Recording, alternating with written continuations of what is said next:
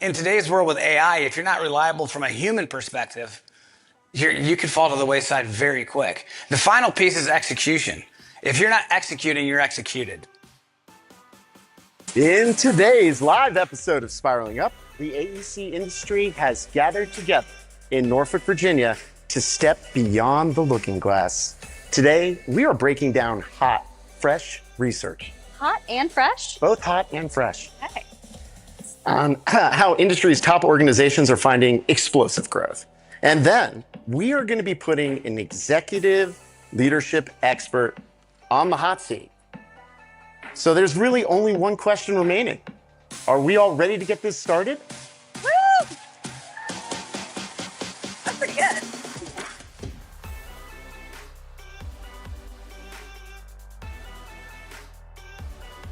Welcome to Spiraling Up, the podcast for professional services marketers and business leaders.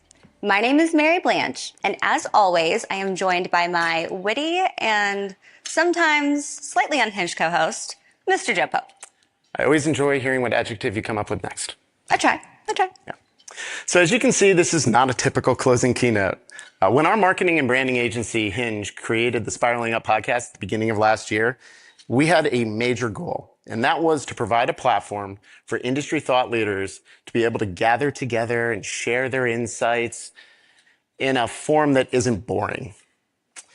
That's right, no generic interviews on the Spiraling Up podcast. On our podcasts, we play games. But typically, we're recording a podcast safely hidden behind a computer screen, usually wearing sweatpants and with the benefit of post-production cuts. But thanks to the CIRC Planning Committee, we don't get that today. In fact, I had to put pants on. Real pants. And there are no cuts. We are doing this live together and in person. Apologies in advance for when I stumble over my words. There is a very specific data-driven reason, though, that we've gathered together on this stage. That's right. So every year, Hinge conducts the High Growth Study, where we are looking to find out what the fastest growing firms are doing differently. And for the second year running now, AI, incorporating it into your business strategy, has been the number one business concern. But there has been another massive shift that we've seen. So in a world where AI can write our proposals for us or write a blog in 10 seconds flat, it's actually authenticity that has become the scarcest resource. Buyers are craving real human connection more than ever before. And the high growth firms, they're catching on to that. Yeah, exactly. If you want to build trust today, you're not doing it hiding behind a generic corporate brochure. The 2026 High Growth Study, it proved that as well. High growth companies are 2.5 times more likely to be incorporating highly visible experts into their larger marketing strategy. But the data didn't stop there. The top 2 ROI marketing techniques, and that's where we take our impact and we subtract our investment. Number 1, speaking at live conferences. Hey, look at us. Good for us. Number 2, it was marketing video. So the idea of taking all of your different types of content and your messages and translating it into video.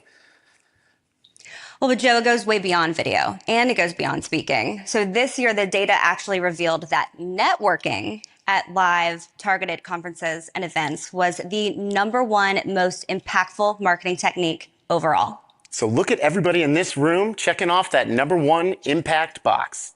So when your leadership team asked what you learned at CIRC, you said you did the most important thing.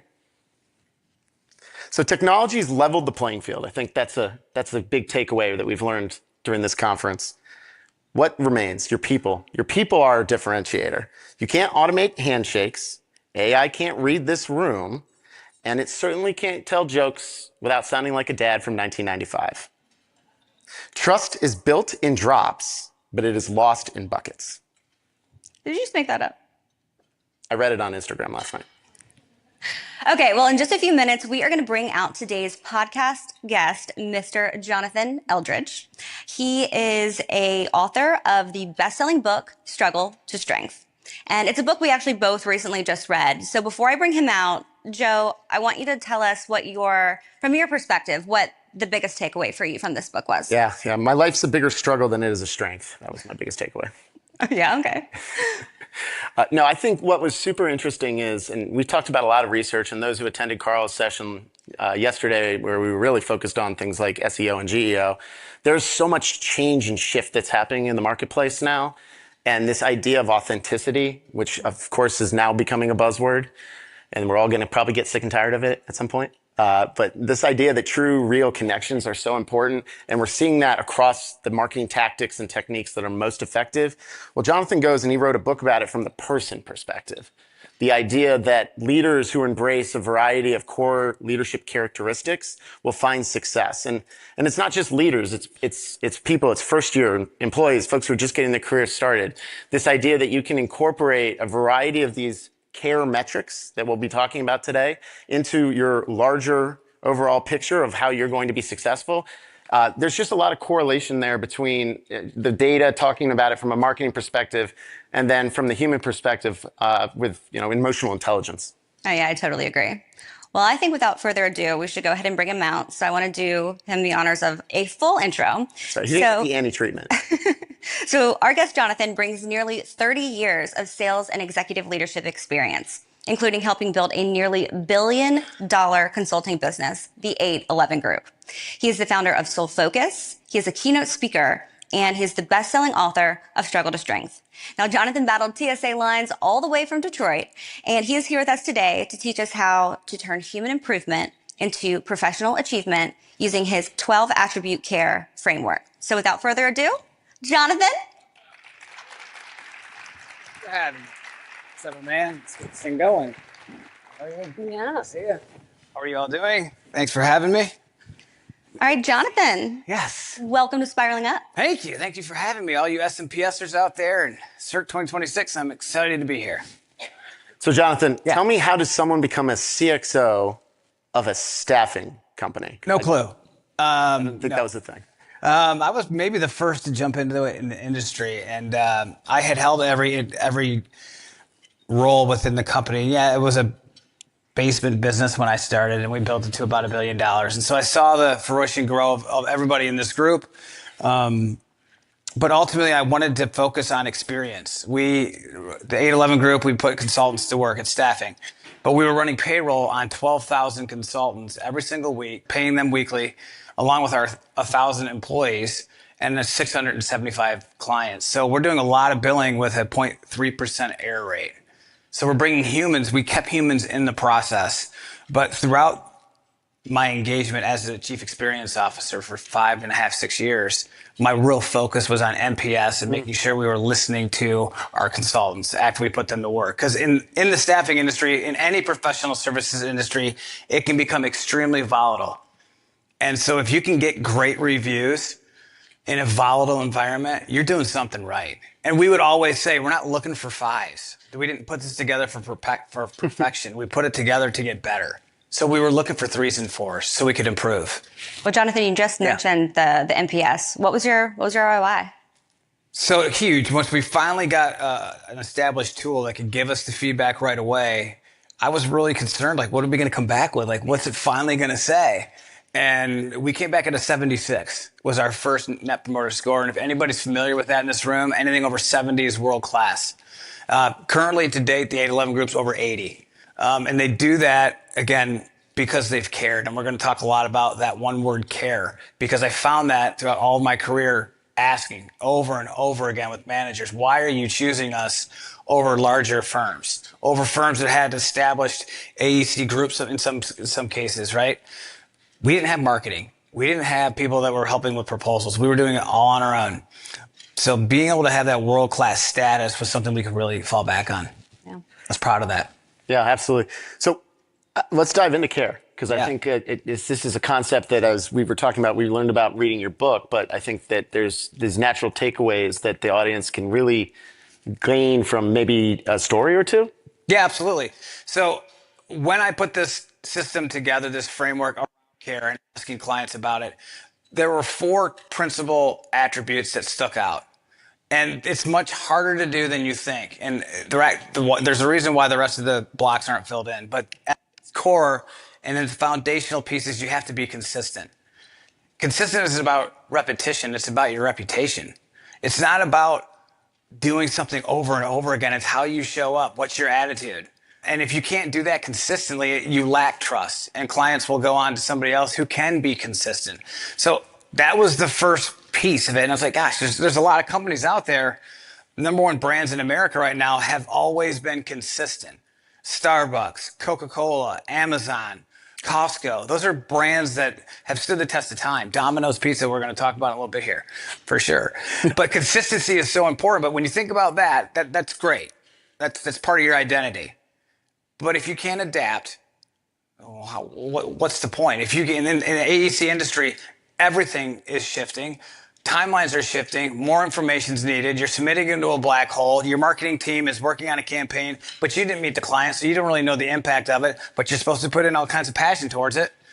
I argue that this room should be in front of the clients, should be talking to clients about what you're doing, what you need in an RFP. What are you looking for that's going to stand out? Now, those are important variables that factor into why we were able to win and why we were able to grow our company. We took recruiters with us on meetings. We were involving the experts, we're going to talk about that, in the actual close of the sale. Yeah. And that's so important. The third piece is really your brand ambassador. That's being reliable. Clients come back because you're reliable.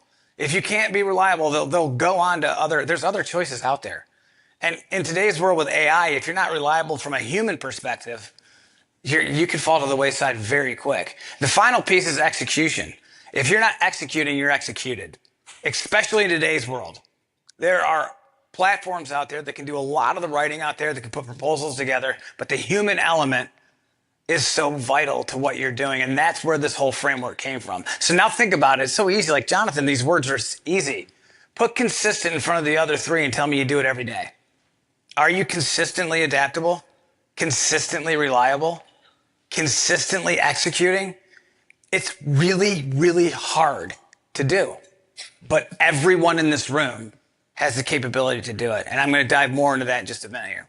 So you referenced that we could talk about Domino's. What stood out to you about Domino's? So I started giving my keynote speeches about 10 years ago. I was so blown away with Domino's, right? The first pizza company where you could order, like, see it online, like, here it is, going in the oven, and it says getting made. And I wanted it to be extra crispy, and then I wanted it to come to my backyard.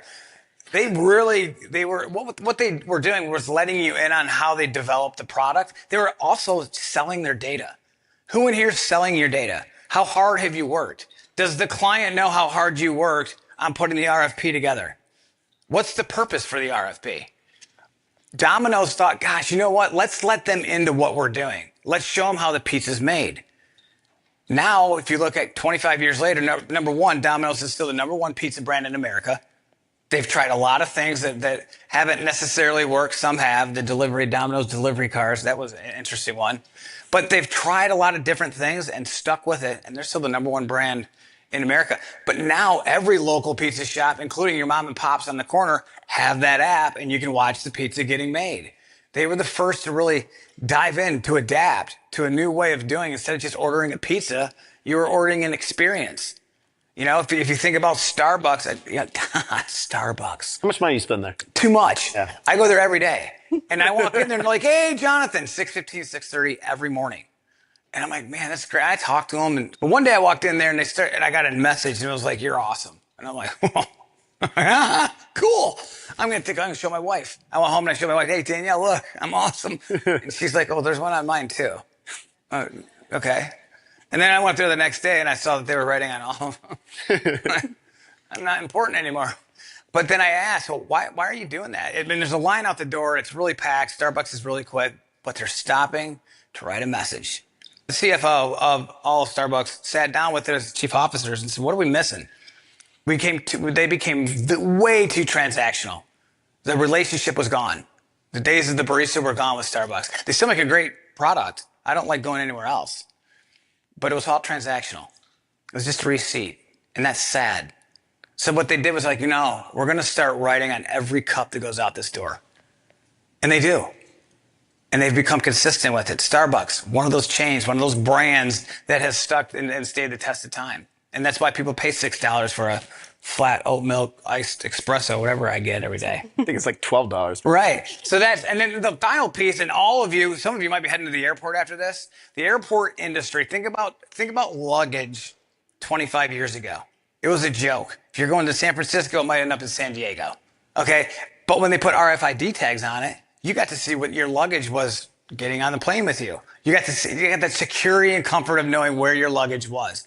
And even if something goes wrong, they have a third-party vendor that can bring it to where you're at within a couple hours. They got really good at making sure that they could be reliable. They got consistent with making sure luggage got to where it was supposed to get to, even in weather delays or when TSA doesn't show up, right? There's a lot of issues right now, and the airline industry has been able to pivot. So think about major storms and you show up at your final location. The client sees the 5% of that marketing campaign, of that RFP. But they don't know the hours of effort that went into making sure that the roller coaster ride behind those drapes makes sure that your luggage goes to the right place. It's the same thing with selling your data out in this industry. You got to let the clients know what you're doing because there's so much work behind the scenes. And behind the scenes is where everything gets done. That's where vision becomes reality. So within the 811 group, as we grew, the one thing we lacked was the development of HQ. I made sure we started to develop an HQ, a proposal writing team, an RFP responding team, a full marketing team, a legal team, an IT team. And I saw now with 185 internal HQ employees, and all of them have a voice. All of them lead. There isn't one leader. Leaders don't lead with title or tenure. They lead with passion and purpose. So think about those brands. And now think about how you elevate your brand or your company in this industry. The question you should be asking yourselves isn't, what's the identity of my company? The question you should be asking yourselves is, what is your identity within it? How are you part of the business plan?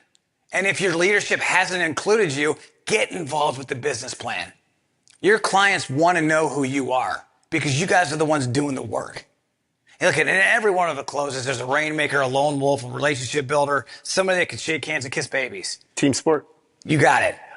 But everybody needs to know where the work gets done. It gets done in this room. So throughout the rest of this podcast, we're going to jump into some other tougher questions. I can feel the hot seat coming. It's time, Jonathan. It's about time. It is time. So stick with these foundational pieces. We're going to go through a couple questions. I hope you guys enjoy it. It's a hot seat's coming up. All right, gentlemen, are you ready to play a game? I think let's do it. A game called On the Hot Seat.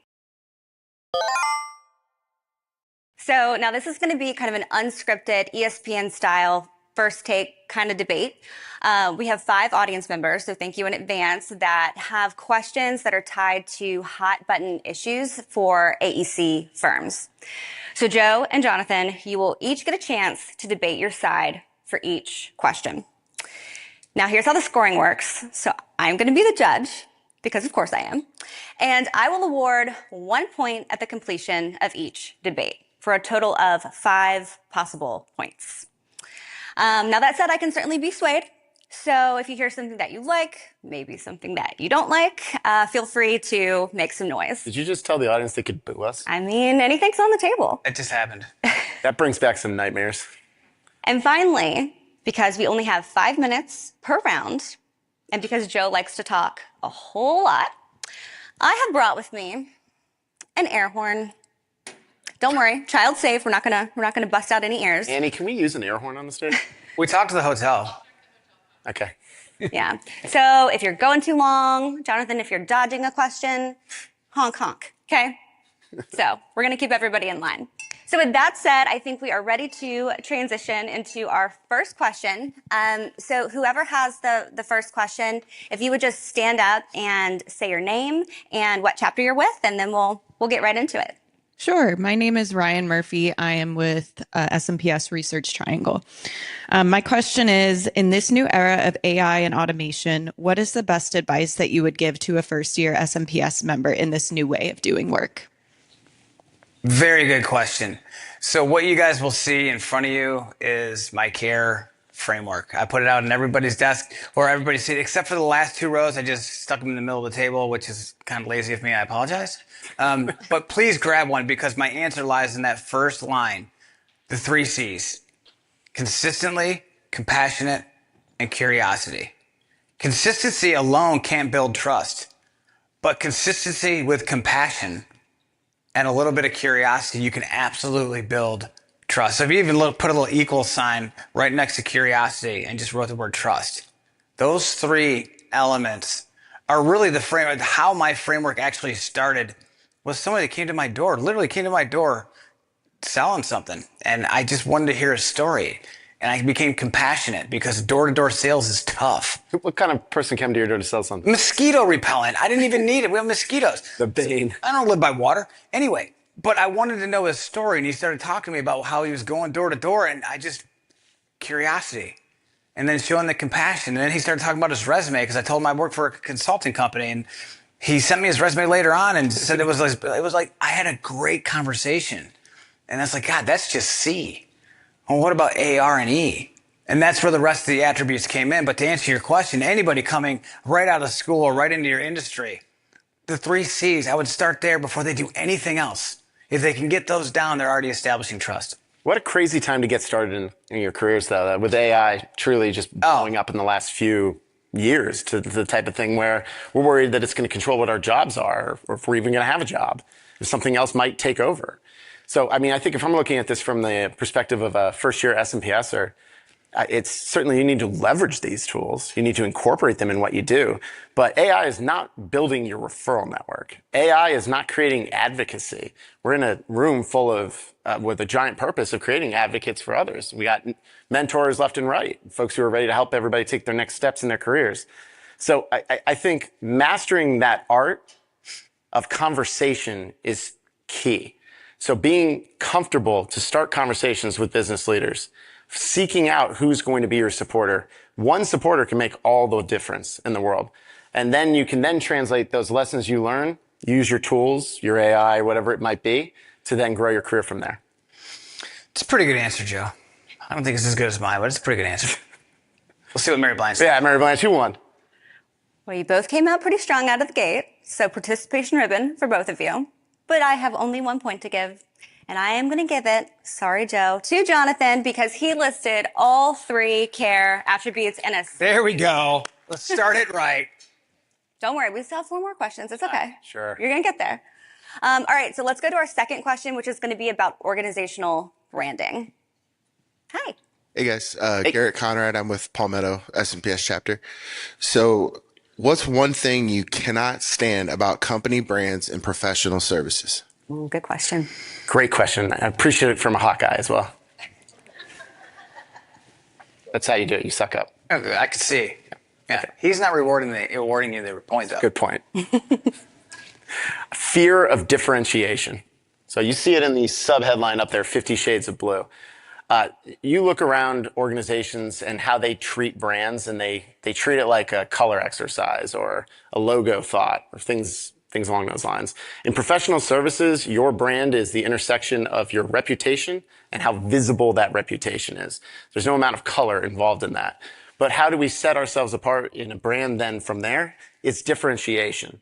So when we talk about it at Hinge, we think about it like a stool, a 3-legged stool, if you will. Is it true? Is it relevant? And it's provable. If you don't have differentiators that check each of those boxes, it's like kicking one of those legs out on the stool. It won't stand. It'll fall over. And in professional services, we are selling expertise.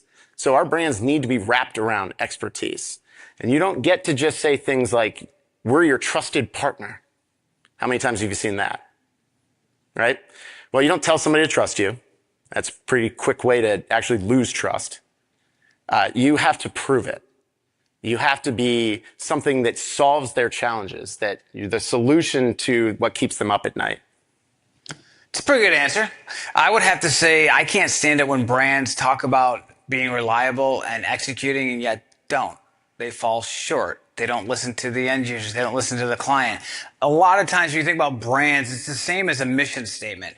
And mission statements a lot of times incorporate the needs of the clients they're actually trying to sell to. If you're a good one. Yeah, and if you're not building your brand around what your clients are trying to accomplish, then you're missing that mark as well. So in my opinion, if you're not reliable, where they come back to you, and if you're not executing on what you really say your brand can do on a daily basis consistently, then you're not going to win. So my answer would be reliable and execution. Okay, well, you both hit on the content-free facade, so love that. Gosh, I liked the differentiation. I like that you pulled that in. Love me a good stool analogy. But, brands lacking authentic substance. Your point, Jonathan, on that, I think that is paramount to this answer. And so for that reason, we're 2-0. Whew, Joe, I'm going to need you to pick it up. I'm going to need you to pick it up. somebody needs. If you want to talk to me afterwards, we can. I did get a participation award on the first one. Well, okay, you get a ribbon. You get the ribbon. All right, so let's move to our third question, which is all about visible expertise. Good afternoon. I'm Julie Trowbridge, and a member of the Atlanta chapter. Hi, Julie. And my question is, what's the advantage to building the visibility of your firm's subject matter experts? Great question. So in today's industry, if you're not taking your SMEs with you on meetings, then you're missing out. And I can liken this to the staffing industry. If I went on a staffing meeting with a client and they were going to give me a requirement to fill a need, they don't want to talk to me. They want to talk to the recruiter who's actually talking to the candidate. So when I took the recruiters on meetings, which was, oh God, don't do that. I wanted to take the recruiter. First of all, it was fun to go on a meeting with two people. But you go in and literally the manager would just say, hey, thank you. And then go look right at the recruiter and just start talking like you're not even in the room. So I think it's really important that you're approachable and that you're relatable. And those people that are subject matter experts, a lot of times they're not out in front of the client. So it takes a little role playing and working with them. But SMEs are passionate, so much so that the authentic side comes out when they're talking about it. So the more that you take a SME with you to a client site, they might sell the deal. They might win the deal for you. So that would be my answer to that, is to be more approachable, be more relatable. I'll talk about that when I talk a little bit later. So, Yeah, I think you're halfway there. oh, well, thanks for being honest. So you're talking about it from the meeting onward, but I think if you're running a true approach to leveraging visible expertise, something we talked about in the statistics earlier on when we were running through, that's beginning at the start. We're incorporating our experts in everything we do, in our marketing, in our content, in video, which is now suddenly a necessity. Carl, you talked about that yesterday. If you're leading with faces, you're beating out logos. When you are establishing your experts from the jump as the person who solves those problems, when they show up at the meeting, they're already known. Fair. That's already somebody who is a level up. And if we're talking about trust, you don't have to say, trust this expert. They're trusting them because they've already heard their words, read their words, whatever it may be. That's a good answer. And actually, when you talk about networking, if you're not taking the SMEs with you on networking events, you're like, some subject matter expert probably doesn't want to go to a networking event. Get them uncomfortable. Get them at the event. Get them talking. They know your product probably more than you do. They know the back end, how everything gets made. So I think that's important to bring them in. Yeah, I was having a conversation at the networking event last night, thanks to Open Asset for putting that on for us. But I was having a conversation with a woman who's actually running a visible expert LinkedIn approach for her practice lead. And we were talking specifically about how posts are scheduled out to match with the solicitations that they know on the horizon. We have commentary, we have video, and a lot of this was all mapped out within a couple weeks and then ran for a year. So this is not something that requires you to dedicate copious amounts of time every single day. If it's built into your strategy, visible expertise, it's the people that are the differentiator. All right, this is tough. All right, you both hit on personal reputation being the currency of trust, and that hits. So that's why I'm having a tough time. But I think I'm going to give it to Joe, since you roped in the marketing tactics into your answer. So you are on the board, 2-1. I got one. All right, you got one. See the clapping? Not that much. Sympathy clap. It's Sympathy like claps. a golf clap. All right, let's go to our fourth question, which is going to be all about business development. Hi, I'm Tara Harris. I work with Brown and Caldwell, and I'm with the SMPS Virginia chapter. And my question is, how has business development in professional services changed over the last 20 years? Oh, boy. And what do you see for the future? Sure. Great question. Tara, that's a great one. So story time. 15 years ago when I started my career was in the AEC space. I had the title of marketing coordinator for a transportation consulting company. Take a guess how much marketing I actually did in that role. None. I wrote proposals. And not only did I write proposals, I would go into the print room, which was a thing back then, and I would bind those proposals with the nice acetate covers, and then I would chase my principals around for wet signatures. Am I bringing back fear from anyone? Is this? Yeah. So clearly we've had a shift, as luckily we don't quite need to do it to that level anymore. But with that shift, we have added all sorts of other challenges as well, because that was what our view was of this industry for a very, very long time. And organizations like S&PS are providing a platform and education, so we are more than that. And I think one of the biggest ways that we can look at this moving forward is that this is a bullhorn, or an air horn, I guess, to a call to arms for folks. This is your opportunity to continue to grow across this team that's needed to be successful. So we've already talked about a few of these different lenses. We talked about the importance of conferences and networking and visibility and video. These are all elements that desperately are needed in every professional services organization. And the people with the best seat to do this are the ones most closely tied to how we win work in the first place. So this is a place where business development has come from and where we are moving forward now. It's a pretty good answer, Joe, but it's not mine. I would say if you look at 20 years ago, 25 years ago, everything was done manually. You were writing things out on paper, and now everything is shifted. We have a plethora of tools. We have AI that's totally ingrained in what we do. But what hasn't changed is the fact that human connection 25 years ago is as important as it is 25 years later. And in 25 years from now, it's still going to be important. You're still going to have to go on meetings. You're not going to have some fake person walking in on a meeting and you're being an AI agent of you. That's not happening. You're going to have to go on meetings. And I think that there's something to be said for the personalization in this industry, in any industry, be it writing letters or just showing up early and paying respect. I think ultimately we've leaned so much on products that we've gotten away from the tool or from the personal aspect, which I talked about with being transactional versus relational. I think we became transactional because that's easy. We've got products that can help us. Yeah. But the reality is you learn and you succeed by how you personally interact, not the tools that you use.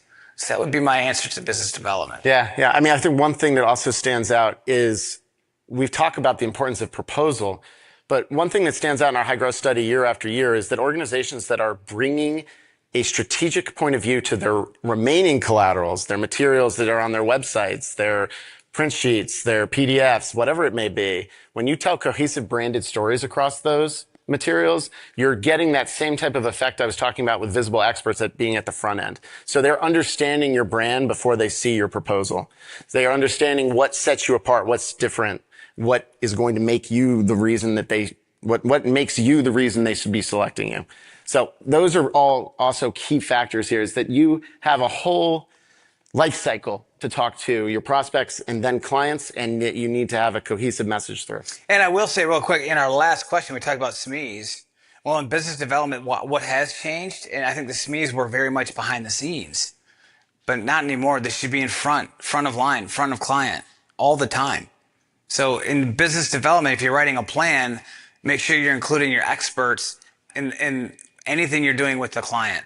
Make sure they're involved with it. Did we air horn him? I was literally like starting to reach for it. But she didn't, because it was a good answer. It was a good answer. Yeah. I saw a lot of head nods. I think we can all agree that BD is a team sport and everyone needs to be involved in growth. I think your final point, Joe, took it. So I am going to give it to Mr. BD. So we're 2-2. Go me.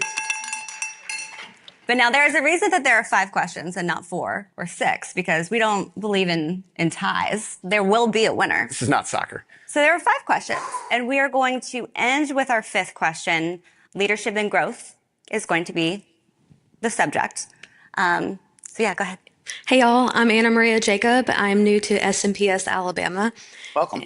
And my question is, what is one leadership skill that professional services marketing leaders should focus on, but maybe it's flying under the radar? Oof. I have to say, I'm going to give you 2, but curiosity and relatability. And I'm going to tell you why. Who in here thinks that curiosity is about asking questions? Kind of. Curiosity is the art of building trust in a conversation. When I was talking with Carl yesterday and I was learning about his life and he was talking to me about his wife and his kids, I was asking secondary questions because I wanted to build trust with Carl. I wanted Carl to know that I was listening to what he was doing. Ultimately, all I wanted to do was create a bond of trust. And I did that through relatability. I did that through, okay, I don't know motorbikes, but I rode a bike. And draw some correlations. So curiosity and relatability are absolutely vital to leadership, team, and growth. That's my answer. So I'm in trouble because relatable was going to be my answer. So hold on. Luckily, you gave me more options. Oh, yeah, you got 10 other ones. Respect. I think respect in leadership, and especially in professional services, is when you see it, you know it, you feel it, and it drives you forward. And when you don't see it, that's what Glassdoor is for. So, well, you also, one thing I really love about your care card here, Jonathan, is that you've got words underneath them as well. And the word underneath respect that you used was unconditional. So it's not something that comes with strings. It's something that you bring to every single day. It reminds me, and those who've followed along with the Spiraling Up podcast would know, we talk about movies a lot. It reminds me of the movie Remember the Titans, where attitude reflects leadership. And when you have a crappy attitude, or you have a team full of crappy attitudes, there's a really good chance that was driven by a leader. And so when leaders are providing a respectful communication or even listening, then you are far more likely to have employees that have an interest in continuing to work for them, strive for them, do harder for them, and push through that last minute proposal deadline for them. So I'll go with respect because you took relatable. You guys, how am I supposed to choose? Drum roll. I'm going to patch in the judges. You don't have an earpiece on. You don't know. I could. Who are you talking to? I could. All right. There can only be one winner. And so the judges and I have decided that we are going to give it to the best-selling author because... Yes! Winner, winner, chicken dinner. This game was rigged. I'm excited. What do I get? Well, you wrote a book. There is a prize. I wrote a book. It's right here. There is a prize. Yeah. We didn't talk about this before, but the winner gets to take us home with the closing of the conference. Well, that's funny. I'm a keynote speaker. That's funny how that works. What are the chances? Okay, so you guys got me for about 10 minutes now, and I get to stand and walk. Thank God, finally. Whew. Okay, so the first blocks that you saw were the foundational pieces of the care card. I want to take you through a story. I want everybody to think about how you've grown in your career. When I first started with the 811 group, you're right, it was in a basement, and we were trying to build a vision of building a company that could be the #1 staffing firm in all of America. And now currently there's 35 markets. I was the 4th employee I hired, and I was assigned to open up our first Detroit office, our first satellite office. I did that in 2002. I hired some good people, I fired some good people, made some bad choices, failed a lot. But ultimately, it became a very successful staffing firm. It's still very, very successful in Detroit today. But the owner of the company came up to me about 3 years in and said, listen, we need you to go to Philadelphia. And I said, what? You're nuts. I'm not Philly. For what? To start it again, to do it all over again. And I told him twice, no. Like, no, there's no way. I can't do it. I don't think I can do it. And so, unbeknownst to me, he drove up to my house one day, knocked on my back door with a case of beer and said, we need to talk. And we sat down and he said, I don't want you and Danielle, my wife, to move to Pennsylvania to the East Coast. I need you to go. You're the only one that can.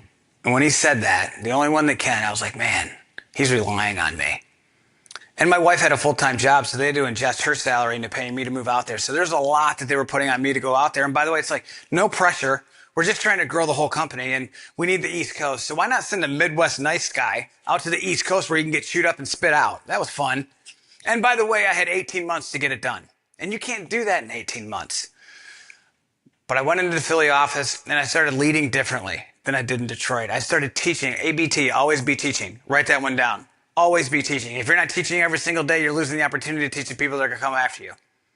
But in Philadelphia, I hired right away. I started teaching right away. But no one knew who I was.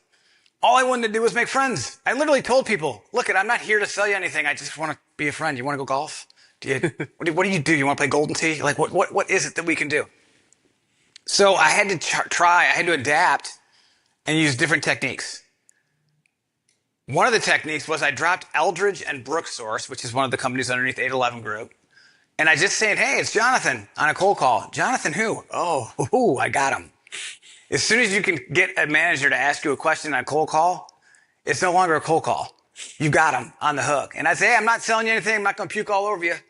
I'm just trying to develop a relationship. I've been charged with coming out here to build a name, to build a dream. Give me 20 minutes. I'll never bother you again. Well, I thought maybe that would work.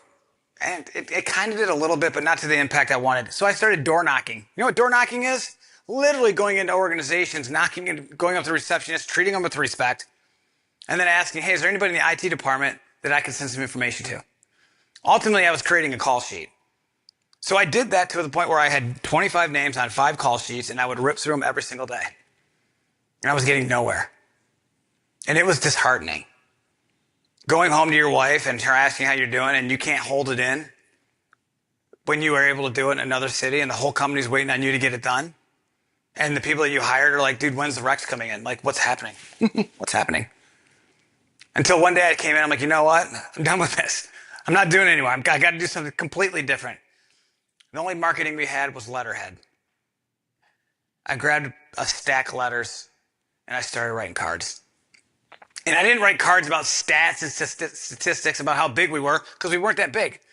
I wrote everything about me and my life and the fact that I had gone through tremendous loss. I'd lost a brother. He had 4 kids. It was awful. It was a very, very bad situation. And I talked to clients about that. And I talked to them about wanting to become friends. And then, oh, by the way, they'd ask me, what do you do? All because I wrote letters. One of those companies, DaVita, I don't know if you've ever heard of it, but they're a large dialysis company, the largest in America. That was one of my target accounts. Mike Huff. I called Mike Huff for a year. And I left him beautiful voicemails for a year. And then on that card, I wrote him everything in my heart and soul. And 4 days later, after he got it, he called me and he said, Jonathan, I got your card. Mike Huff, how's it going? My God, how are you doing? He's like, I'm not calling you because of your voicemails. I'm like, why? They were good. He goes, I'm calling you because of the card, because it was genuine. And it meant something to me. I'm like, wow, that's awesome. Can you come in next week and meet with me? Sure. And I had known, I'd done my research. He was from Pittsburgh. My recruiter was from Pittsburgh. Apparently it's black and yellow. It's a cult thing. Like, they got together and it was like, I didn't need to be there. I didn't need to be there. I took the subject matter expert. 3 weeks later, we broke DaVita. We still work with DaVita across the entire company. My whole point to that saying is, everybody who in here has written a letter in the last month, and I saw a couple of people writing letters. Yeah, look at some more hands than I thought. Bravo to you. Are they professional or are they personal? Personal?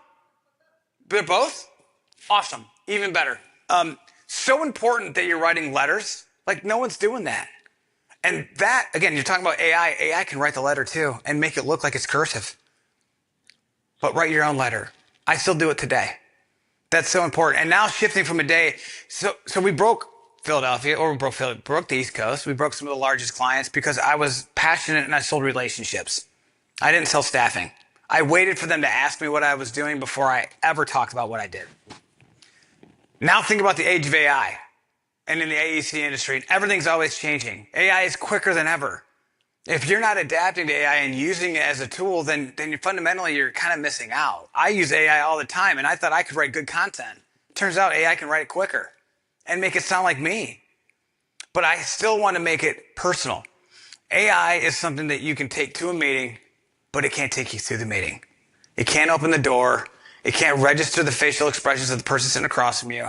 It can't give you the answers. You're done the minute you walk in the door. So AI is only a tool. It is not your identity. And that won't change. So now I want to talk about real quick the rest of these attributes and why it all adds up to the it factor. And that it factor, I'm tired of the it factor being an athletic term. It is not an athletic term. It is a human term. And these attributes, when put together, can give you the ability to build that it factor. We talked about the 3 C's. Those build trust. Okay? The next one's down here. You're looking at approachable. How long can you carry a smile? I talk about that in my book. Chapter 3, chapter 4, actually, approachability. If you're not carrying a smile in a conversation, how apt are you to have that conversation continue after 5 minutes? You have to smile. The resting you-know-what face is a real thing, and it happens to men and women, and you can't have it. You have to be able to put a smile on your face. You can do the mirror test. It's in my book. You can read all about it. But to be relatable is important. Authentic, that's really lining up who you are personally and professionally. Like, are you the same with these attributes at home as you are at work? When you line them all up, that's how authentic you are. You don't change who you are. You are who you are at work, who you are at home, all the time. Adaptable, we already talked about. That's so important to do in today's day and age. If you can't adapt, you're throwing your arms in the air, and people need to see calm, cool, and collected.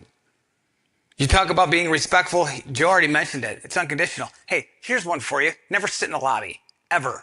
I don't care if the manager's late by 20 minutes. You never, ever sit in a lobby when you tried so hard to get that meeting in the first place. Sitting in the lobby implies that you're not ready for the event when that manager does come out. And I've had receptionists say, sir, you can sit. I'm like, no, I'm not going to sit. I'm going to wait. And I would wait. And then the manager would come out late, but he saw me standing there waiting. And that made a difference. If you say you're going to be there 15 minutes early and you show up 5 minutes early, you're late because you wanted to be there 15 minutes early to be ready. Now you're flustered walking into the client interaction. Be consistently respectful. Reliable. I already talked about that. That's not 24/7, 365 where you have to answer the phone, but it is answering the phone on Sunday at 8 o'clock when they call you and you know it's somebody that's important. They're not calling you to say hi. And I had this back in Philadelphia where I actually landed a rack and stack deal. That's what it's called in tech terms. But basically just putting computers, in like a data center. And I had 3 people that had to show up on a Saturday, and 2 of them showed up and 1 of them didn't. And this manager put his neck out for somebody who had never used before, a company he had never heard of, to win this project. So guess who went to rack and stack for the day? Old Johnny boy here. And I did it, and he remembered that. It was how I responded to the fire, not the fire itself. And so he started telling everybody, dude, you use him. He screwed up, but he showed up.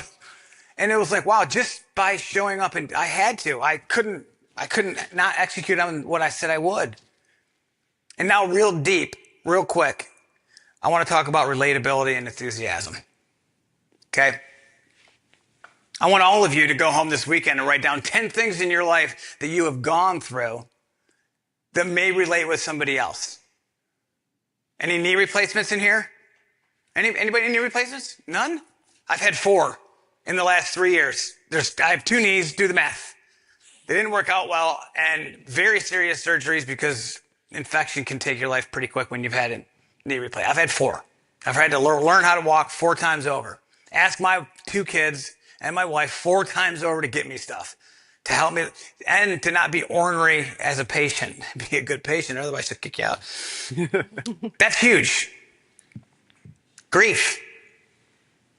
Grief's another one. There isn't anyone in this room, I know this for a fact, that has not gone through grief. If there's anybody in here that hasn't gone through grief, please raise your hand. I'm going through it right now. 27 years ago, I lost my brother. He was 28 years old. He had 4 kids. That hurt. That was tough. It changed my life. 4 years ago, I lost my dad to Lewy body dementia in a hospice facility. It was awful. December 16th last year, I lost my mom. Stage 4 cancer. She was going in for a checkup. A week later, she was gone. You carry that grief. It becomes a backpack, something you put in your backpack. It becomes a strength, and you carry it with you. And you keep up climbing the mountain. You never give up. Why do I have live the day underneath enthusiasm? For the longest time in my career, I was win the day. I had to win at all costs, until I saw how hard it was to try to fight for your life. And winning the day no longer became important to me. Living the day was important to me. Making a mistake was okay. There's a mistake on the card. It should say soul-focused mindset, not Jonathan Eldridge, big deal, adapt. They'll find you. But grief is one of those. Again, associate yourself with people that have gone through stuff. So it could be anything. You grew up with siblings. You went to XY school. come up with 10 things you have done. Chances are the buyer on the other side has gone through something like that. So I bring up those two things. My knees, it's in my book. I write about it. And I talk about the loss, because grief is one of those things that can be a real propellant for you to not give up, to never quit. So let me wrap all this together and close it out. Work, live with passion and purpose and a bit of framework. Never lead or live with title or tenure. Everybody in this room has the ability to create their own it factor. I'm going to say that again. I want this to hit before you leave. Every single person in here can develop your own it factor. All you have to do is care. Thank you.